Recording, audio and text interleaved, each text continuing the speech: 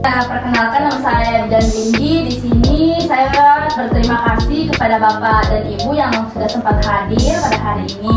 Di sini saya ingin bertanya, Bapak dan Ibu sudah menikah berapa lama? Kalau boleh tahu. 3 bulan.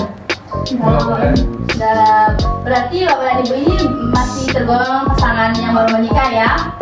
Langsung saja saya menjelaskan sedikit tentang bagaimana apa saja yang harus dipersiapkan Bapak dan Ibu untuk menjadi orang tua ke depannya. Dimana yang pertama itu adalah mempersiapkan fisik Bapak dan Ibu, dimana kita sepertinya tahu kalau misalnya fisik yang baik itu adalah salah satu usaha untuk suksesnya agar Bapak dan Ibu bisa cepat mempunyai momongan. Yang kedua itu adalah tidur yang cukup, dimana kita tahu juga kalau misalnya Bapak dan Ibu itu kurang tidur bisa menyebabkan anemia, stres berat, dan terganggunya metabolisme Bapak dan Ibu. Ini juga bisa menghambat program kehamilan dari Bapak dan Ibu yang ingin cepat punya anak. Selanjutnya itu ada hindari perilaku seks bebas, di mana perilaku seks bebas ini seperti yang kita dengar biasa jajan-jajan di luar istilahnya, karena ini bisa sangat berdampak buruk bagi Bapak dan pasangannya. Perilaku gaya seks bebas ini bisa menyebabkan penyakit seperti HIV, hepatitis, atau penyakit yang berbahaya lainnya, dan itu sangat-sangat merugikan bagi Bapak dan Ibu. Dan ini juga bisa menular nanti ke anaknya Ibu ya yang sudah di dalam kandungan. Selanjutnya hindari merokok dan alkohol dan obat-obatan ya Bapak dan Ibu, karena ini bisa mengganggu perkembangan janin Bapak dan Ibu. Karena merokok itu seperti kita tahu dia tuh mengandung zat-zat yang sangat bikin Bapak dan Ibu itu kecanduan ya. Kalau bisa terlalu sering merokok, dan itu tidak bagus juga untuk paru-paru. Dan akhirnya karena terlalu sering berperilaku minum alkohol atau merokok dan obat-obatan itu bisa menghambat juga nantinya ingin cepat punya anak.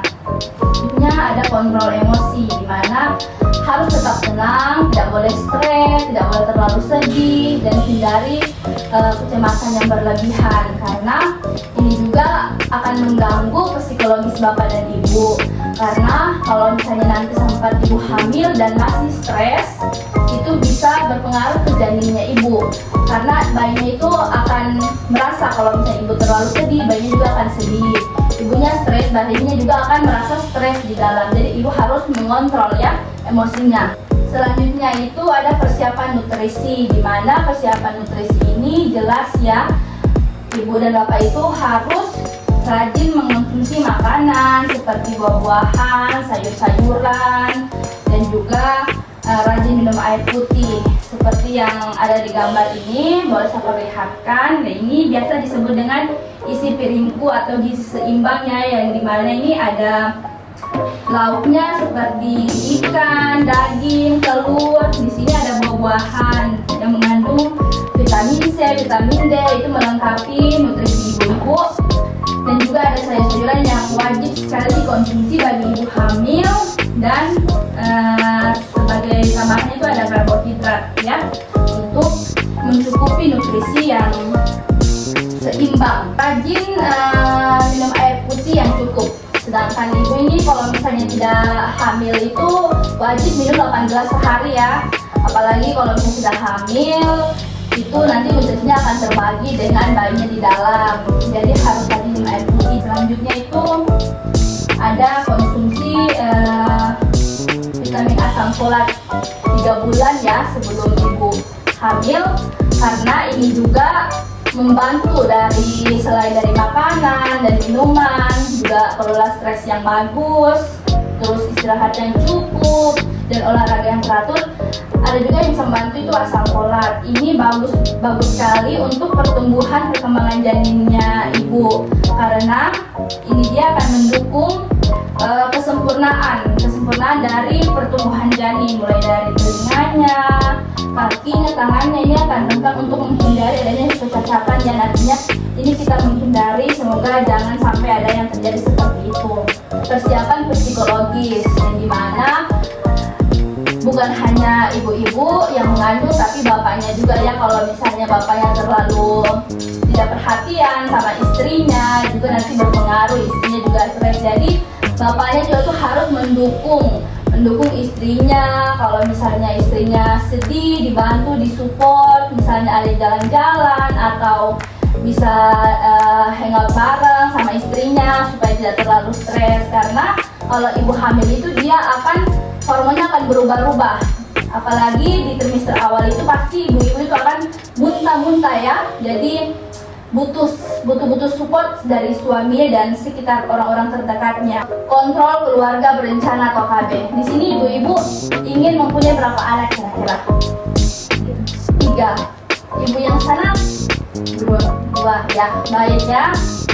Kalau misalnya selesai dari program kehamilan yang pertama dan sudah punya anak pertama, itu kita bisa bantu untuk memilihkan kontrasepsi yang baik ya, yang cocok untuk bapak-bapak dan ibu-ibu. Nah, dimana kita tahu sekarang itu bukan hanya ibu-ibu yang punya kontrasepsi, tapi bapak-bapak juga bisa. Jadi bisa mengatur kontrol jarak kehamilan agar tidak terlalu dekat dengan anak pertama. Selanjutnya itu ada perhatikan siklus menstruasi. Jadi mana kalau misalnya ibu-ibu sudah telat haid, yang diperhatikan adalah siklus menstruasinya. Kenapa? Di situ akan bisa kita lihat kira-kira ibu ini sudah stop haid itu dari berapa lama ya. Itu bisa menghitung di situ kondisi bayinya ibu itu sudah jalan berapa minggu dan pertumbuhannya sudah sejauh mana. Kalau misalnya ibu sudah merasa haidnya tertunda, bisa membeli test pack di apotek terdekat. Kalau misalnya masih kurang ragu, ibu-ibu ini bisa datang ditemani sama suaminya ke fasilitas kesehatan terdekat untuk dibantu tenaga kesehatan ya, untuk mengecek secara lebih jelas lagi apakah ibu ini sudah hamil atau belum ya. Belajar parenting sejak sedini mungkin bapak-bapak dan ibu itu sudah harus belajar tentang bagaimana sih cara merawat anaknya nanti. Karena kalau misalnya sudah punya anak pasti suasana akan jadi beda lagi kan. Ibu-ibu dan bapak ini harus perhatian sama buah hatinya. Di media sosial sekarang sudah banyak yang mengajarkan dokter-dokter, tenaga kesehatan bagaimana cara merawat anak yang baik, mengelola stres anak-anak, memperhatikan pertumbuhan tumbuh kembang anak-anak. Sudah banyak ya di sosial media.